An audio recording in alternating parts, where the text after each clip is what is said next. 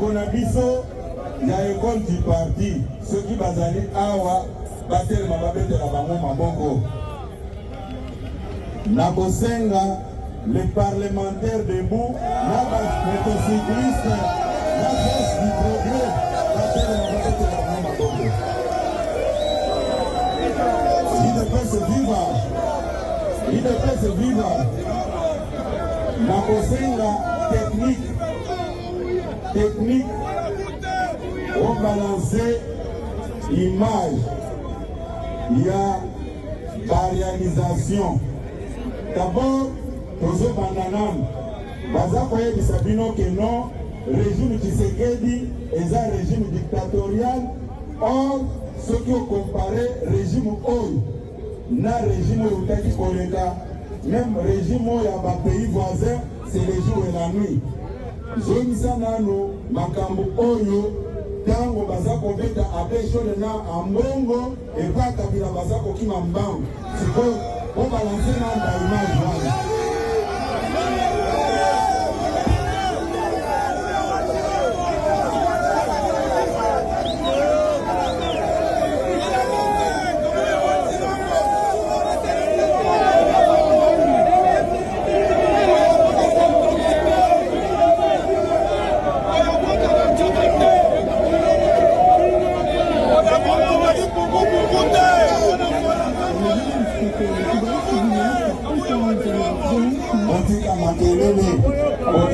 Kinshasa qualifie ce mardi de barbarie la répression par les forces de sécurité et parle d'un regain de peur et d'énervement.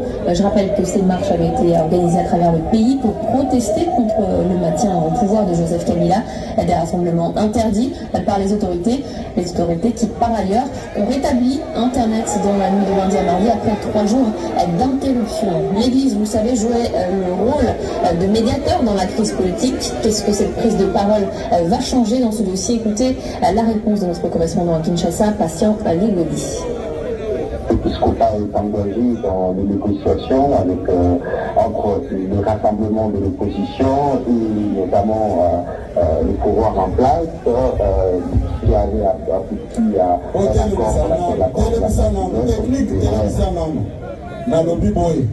Maman Judith Yehol, gouvernement n'a essaie de taper une église.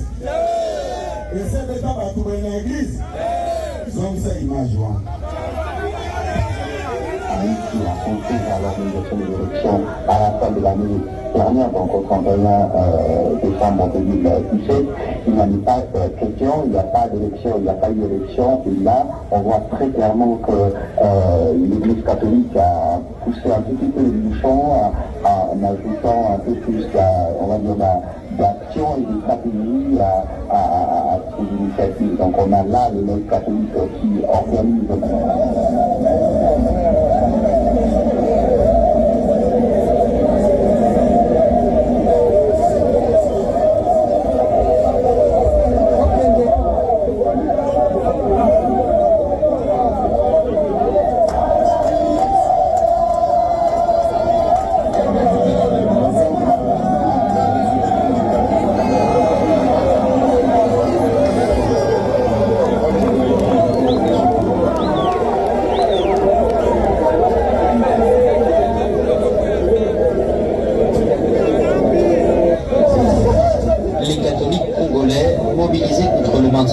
de Joseph Kabila, malgré la répression.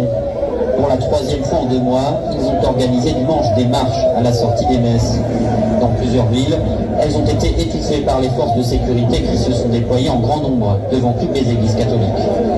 À Kinshasa, Internet a été coupé et les marches ont été réprimées par la force, faisant au moins 1 mort et 2 blessés graves. Le défunt a été abattu dans l'enceinte d'une paroisse du centre-ville. Des manifestants se sont réfugiés à l'intérieur même des églises. Les manifestants réclament le départ du président Joseph Kabila au pouvoir depuis 17 ans. Son mandat s'est officiellement achevé il y a plus d'1 an. Il ne peut se vivre pourtant bien. Tel ça image. Ata aux amonteurs dans ma paix. Est-ce que je n'ai à moi la Kabila côté? Non, mon à moi la Kabila côté. Mais comparaison na bango eutaka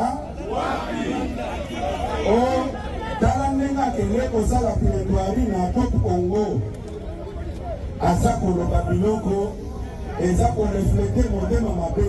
Ngai sikoyo na pokwa lelo naza kolanse défi à quiconque abimiselanga mpe baimage ya boye ya bakonzo ya gouvernement bavandi awa eza koloba likambo peut-être tata mokonzi ekolo maboko makasi ngai o non olia kosala makambo awa il faut kosala ngo na stade de martyr. Ngai na beta stade de martyr mutu nyonso ayebi yango. Nous sommes pendant la période de guerre.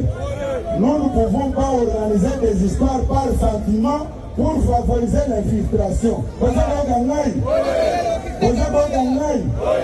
jour tozosala martyr wana naza koyebisa bino likambo oyo natikala koyebisa bino te. Tomataka na oya ngai na ndeko Kabundu mokonzi yango batali nga alobi oza na problème na mutu na yo ou bien quelque chose ne va pas nga alobi nini alobi yo toluka makambo ya stade de martyr oyebi situation toza nango situation tozalaki nango période wana ezalaki nini ezalaki ntango mobulu ya makambo ya 100 jours ezalaki awa oleka koto bazofinga régime eloko nasepelaka ndeko Kabundu ayesi président boye président ce qui me rassure chez Augustin il n'a jamais échoué ozokoyoka ngai aye nalobi kote nyonso mokonzi aza wana basentoma oyo bazali awa bakende koverifie natelemaka awa nayebisi bato ke stade de martyr ou rien national miaki soki azalaka awa ayaka kopesanga conseil au nom secrétaire général tosala likambo yango liboso ya permanence na alobi te nasi nabimisi maloba ke stade de martyr tokende kaka na stade de martyr contexte oyo toza nango lelo soki bomoni toza esala makambo awa liboso ya ndako na biso c'est pour des raisons sécuritaires. Vous avez un ngai? Vous avez un ngai? Ce qui peut le but de sa martyr, c'est question de temps tout simplement et autant dans l'angle. Donc là, c'est la maboko makasi. Yango, nakoyem sabino, to permettre ba membre du gouvernement au tozana bango awa pour sécurité na bango ezwa disposition nyonso martyr yango yango d'ailleurs tolobela makambo nini tolobela makambo nini bato bakanaka jour wana te batomba mutuka na ngai ekomaki baza kopesanga mbongo il ne peut se vivre awa makambo tozosala il faut totalaka mpe bakonzo bazokamba mboka information nini baza nango tozala en contact tosala biloko ya kosala kaka ngulu te bozakola na ngai bombetela maboko makasi mama premier ministre na gouvernement na yo tozo remercier bino na base mobimba tokosenga bino nyonso bo applaudir ndenge bazokende